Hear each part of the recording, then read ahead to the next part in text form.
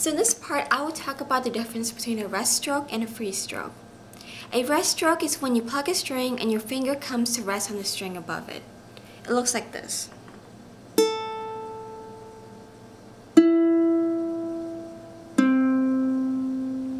For the thumb. So if you watch my finger, notice that the motion I'm doing is pressing down on the string and coming to rest on the string on top. Pressing down. What you don't want to do is a plucking out motion.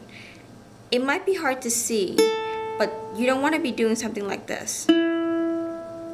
Pressing down and using a plucking in motion will give you a clearer sound. So that's the rest stroke. Now a free stroke is when you pluck a string but your finger does not come to rest on the string above it. It looks like this.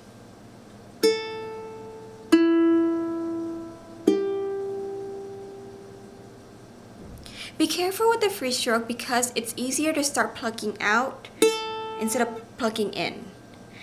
You're doing a free stroke, but you still want that in motion. And you can tell when your fingers hit the string whether or not you're plucking in. You can feel it. So also be careful. It is easier to hit the string above it if you're not careful.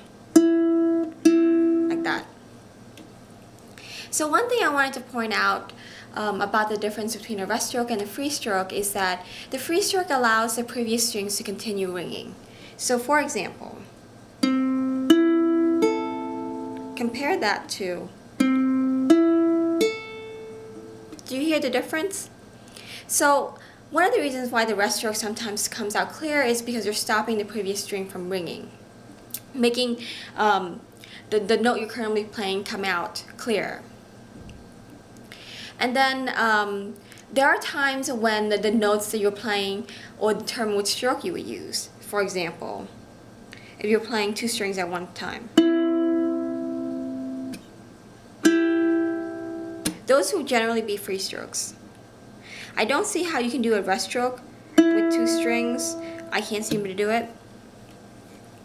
So when should you use the free stroke versus the rest stroke? Well, it really depends on the song, and it depends on the person too. It's a matter of personal preference. For me, I would say that the rest stroke works really well when I'm playing single notes and I want them to come out clear. For example.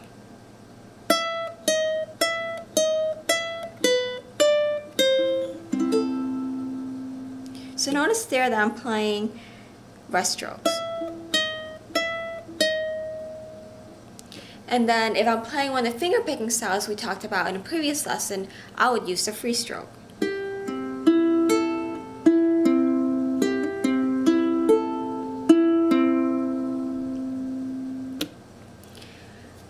So in the end, it really is just a matter of personal preference. Which stroke sounds better and which one feels easier to play for that song. And so that's the end of this part. If you have any questions, please feel free to send me an email or leave a comment. Thank you.